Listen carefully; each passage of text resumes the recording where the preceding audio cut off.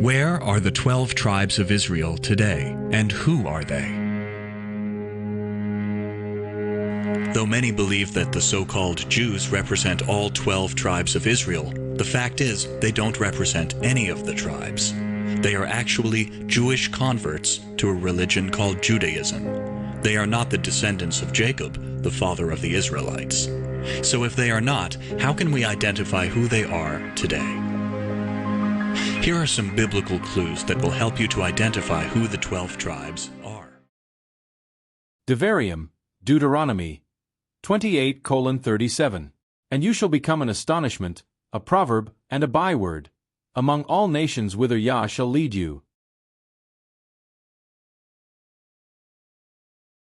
Melchiam Rishon, 1 Kings 9:7. Will I cut off Yasharel out of the land which I have given them, and this house, which I have hallowed for my name, will I cast out of my sight, and Yasharel shall be a proverb and a byword among all people. Oh, it's really bad in the South Asian community. The racism towards black people is unbelievable, how they're viewed, how they're treated. Even if you're a Muslim, by the way, like I've noticed a lot with South Asian Muslims, they even dislike black Muslims. It's disgusting, okay? And that's not a reflection of Islam, by the way. That's just a reflection of this community, the community that I'm from, so I can speak confidently on this. Yeah, the racism is disgusting, and this is something that a lot of people don't know. Mahatma Gandhi wasn't fighting for freedom for everyone. He was fighting so that brown people treat better than black people, okay? Black people are seen as low in the South Asian community. Put it this way, if the darker you are in the South Asian community, the uglier you are seen, which isn't true, obviously, but that's just the way it's seen. So there's a lot of internal racism. Brown people love white people. I say they love white people. They hate black people, but they will kiss the white master, the one that literally put them through slavery and everything. It's a bit odd. And the people that have it the worst in the South Asian community, brown women. Brown women that are seeing people outside of their culture who are black.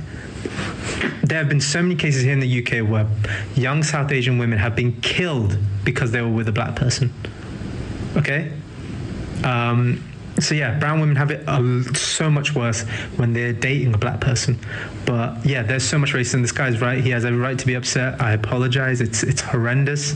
And it's true. As much as we're all going to sit and be like, no, it's not true. It is. One day when the country is no longer facing an economic crisis, or one day when the country is free of corruption, when we are ready to talk, when you are ready to sit down and talk about real-time issues that we are facing, we'll be able to sit down and talk about the amount of racism that most Indian people have towards black people. This might not be a popular opinion, but I know whoever's watching this video knows what I'm talking about. This thing has been going on for the longest time and people are not addressing it. Instead, we sweep it under the carpet. But it's been going on for the longest time. And I'm not talking about just the recent incidents that happened in Phoenix, the Phoenix massacre or anything. I'm talking about a lot of things. It's been happening for the longest time. How many times have you met one of your brother or sister or auntie or even your neighbor who works for Indians or who works in Makishini or my Indians? How many times have you heard them talk about how evil they are? How badly they treat black people? How much they see us as slaves or animals instead of human beings? This thing hasn't been addressed in South Africa for the longest time. People don't want to talk about it. I don't know, maybe it's because of the affiliation that the government has, or the former government, as they said, has with certain Indian businessmen and business people. Ask anybody who works for Indian people how much racist they are. One day we'll be able to sit down and discuss that issue, that dilemma. We'll be able to talk about the disease, the hatred that most Indian brothers and sisters have for fellow black people. Like, I really don't understand this. I don't know. History people will correct me if I'm wrong. But as far as history books are concerned, black people, Indian people, colored people, we were all the same in the eyes of the oppressor, our former apartheid government. We were all the same. I'm gonna keep it real with the black community. A lot of brown uncles don't like you. I think by now we live in a world where black people know that anti-blackness exists in all cultures globally. And this is not revolutionary. I'm going to talk about an instance. My half-brother got married with a Anglo-Indian. This story has relevance because I firsthand witnessed anti-blackness from the now ex-wife. Shocker, they got divorced. Family, when we first met them, the first thing they said to us when we first found out that my half-brother was dating, their daughter, was usually, our daughter would never go for these type of people. So at first they were not accepting, which is pretty much what they said. And then they came around, they're like, I guess we can make it happen, because obviously they're Anglo-Indian. So culturally they still practice their culture, but they've adapted to the westernized way of thinking, of allowing other people from different cultures and ethnicities getting involved in their family. And obviously when I heard this, I was so confused, and I was quite shocked when I heard this come out of their mouths, because I'm like, why is there such a big disdain for people of African ancestry and anti-blackness of not wanting to date another person because they are black? I can understand culturally, but if you're just going to base it on their skin tone and race, that is just plain out racism. But hey, I think conversations like these are important, but never do I see a lot of people address anti-blackness, specifically from a lot of South Asian creators, which I would love to see. Maybe I haven't seen a lot of people talk about it, but then again, it's nothing shocking. It's something that a lot of us people know. Sit down and talk about the amount of racism that most Indian people have towards black people. I wasn't going to stitch this video because I've made many videos talking about racism in our community, but I've seen a lot of stitches on this video and Indian people saying, well, it's not all Indian people. Yeah, we know that, black people know that, but it's a lot of us. So they are valid to say Indian people are racist.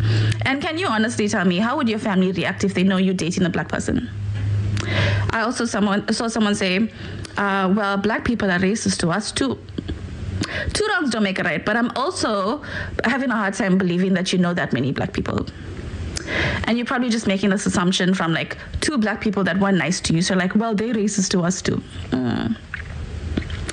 We as Indian people need to acknowledge how we are wrong and apologize and change. White people. Every single white person knows somebody who is racist. Racist towards black people, racist towards Spanish people. We all know somebody. It might be our family member, it might be a distant relative, it might be a coworker, it might be an old friend, but we all know somebody. Personally, I come from a whole family of racist people. Yeah, my entire family is Republican too, okay? My dad's parents are racist, and my mom's parents are racist, okay? So I'm literally going against everything by talking about this. I am putting my own life on the line by speaking about this, and that's what we all should be doing. See, we could have ended this a long time ago, but people like my mom listened to these racist comments that their parents were making and didn't speak out against it. They kept their mouths shut, or they agreed with them silently, but they didn't do anything about it. They continue to let this be passed on generation after generation. So my mom never told me or taught me any racist ideologies. She continued to let it happen because she didn't speak out against it when her parents were talking about it, or my dad's parents were talking. So if you are against racism and you are against discrimination and you're a white person, you need to speak out about it. Otherwise, you are allowing this to continue generation after generation, and you are just as much a part of the problem as anybody else.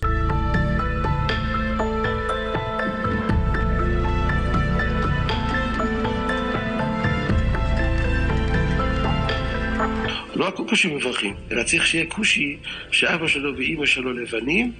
איפה אתה תדע? אם אתה יודע, כופה שאתה יודע, ואתה יצא להם בן קוף, יצא להם בן...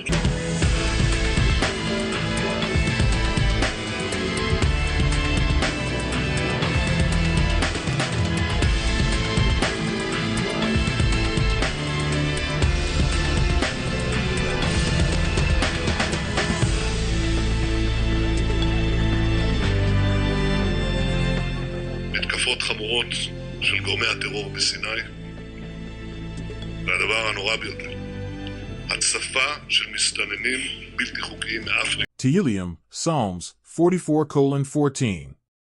You make us a byword among the heathen, a shaking of the head among the people. Ezra Reviy, for Ezra 15:8-12. I will hold my tongue no more as touching their wickedness, which they profanely commit, neither will I suffer them in those things, in which they wickedly exercise themselves. Behold, the innocent and righteous blood cries unto me, and the souls of the just complain continually. And therefore, says Ahijah, I will surely avenge them, and receive unto me all the innocent blood from among them. Behold, my people are led as a flock to the slaughter. I will not suffer them now to dwell in the land of Mitzrayim, but I will bring them with a mighty hand and a stretched out arm, and smite Mitzrayim with plagues, as before, and will destroy all the land thereof. Mitzrayim shall mourn, and the foundation of it shall be smitten with the plague and punishment that Elohim shall bring upon it. Chizayon, Revelation 6:9-11. And when he had opened the fifth seal, I saw under the altar the souls of them that were slain for the word of Elohim, and for the testimony which they held, and they cried with a loud voice, saying, How long, O Ahijah, holy and true, do you not judge and avenge our blood on them that dwell on the earth? And white robes were given unto every one of them, and it was said unto them, that they should rest yet for a little season, until their fellow servants also and their brethren, that should be killed as they were, should be fulfilled. They don't even want to see Jesus as he's described in the Bible, with kinky woolly hair and feet of bronze. We white folks, I'm sorry, but that's what we have to call us. We pale faces, one of the major differences between me and you is when pale faces come into a new environment, they immediately adjust the environment to fit their needs. And if it's religion, they do it there too. We want to kneel to somebody who looks like us. That is a mental problem that we have, and we need to get over it. And we won't get over it until we are in the position in which we have placed people in this country for the last 300 years. We have to let people find out how it feels to be on the bottom. And white folks are scared to death. Melanemic people, pale faces, are scared to death that that's what's going to happen to them. I don't think it is. I think that people of darker complexion, melanaceous people, are more intelligent than that. They know what happens when you set up a system like that, and the people who are on the top are making it work for them.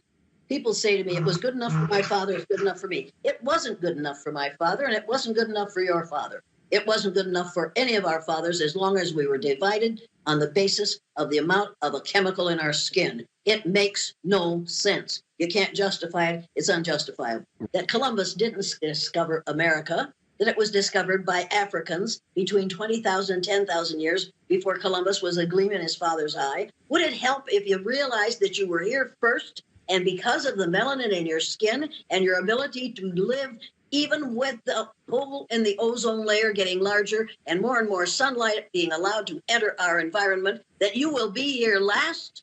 Do you not realize that the reason you are going to be in the majority, numerical majority in the future, is because you are going to live longer because of what we melanemic people have done to this country and to this world with our behaviors? Do you realize that only 18% of the population of the earth is classified as white? 18%. We have been in the minority all these years, and we are determined that we are not going to be the numerical minority in the United States of America. To fight that is to fight the inevitable. It is coming. We've got to get melanemic people used to the idea that if they would trace their DNA back far enough, they would find that a part of their DNA, a percentage of their DNA, came from a country in Africa. We are all from the same place, whether we want to admit it or not. But it isn't only black Republicans who won't say that. It's pale-faced Republicans who won't say it, too. You have to realize this is not a problem that is caused by people who are melanaceous. It's a problem that's caused by these melanemic people who have had power for a long time, have used it badly, and who do not want to be in the position of being powerless, and they will do whatever they have to do to see to it that they maintain their power. If you read the book, The System, and you realize that the boys who are on the Business Roundtable are running this whole thing and telling Mr. Trump, whose name I hate to say, but they are telling him what to do, and he's doing exactly what they tell him to. And that's the reason they're in good shape and the rest of us are suffering. We're discussing a problem that need never have been in this country. It didn't have to start, but it did, because people in the South wanted to make money, and they didn't want to, they couldn't enslave the natives because they couldn't tell the natives apart. So they bought people from the slave traders in Hull, England, and brought them to this country. If that hadn't started, none of this would have started, but none of that would have started if it hadn't been for religion. And right now we are using religion to run this country again. You need to realize that That is more dangerous than racism. Make no mistake about this. I think back on the African American people in America. I think how that they were taken against their wills, put in the belly of ships, brought over here, beat, cussed. Many of them died in the guts of those ships, thrown overboard. They were pulled from families over there. You ain't never heard a gut-wrenching song. Do you hear a black person sing one of those old black Negro spirituals? Nobody knows. I can't sing it like that, see, because I hadn't experienced what they be. When you've experienced hell, it comes out of the voice. I said, when you experience hell, it comes out of the voice. If you're one of those people that you got problem with black people or whatever, you better shut your mouth, because they're God's people. You better hear what I'm saying to you. You better shut your white mouth.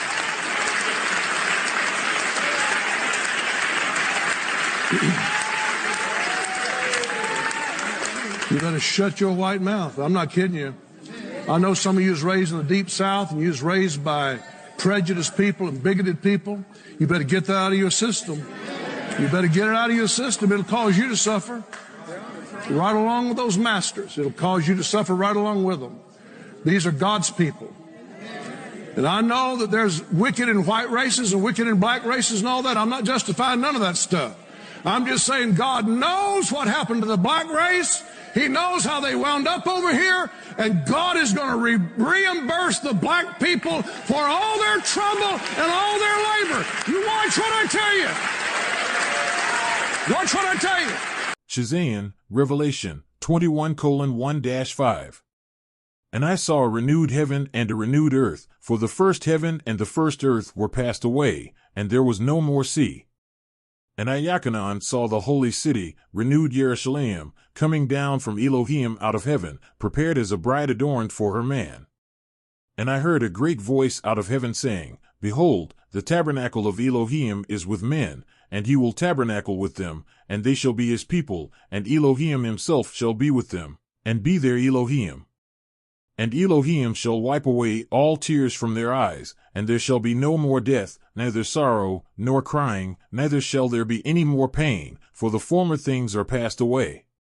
And he that sat upon the throne said, Behold, I make all things new. And he said unto me, Write, for these words are true and faithful.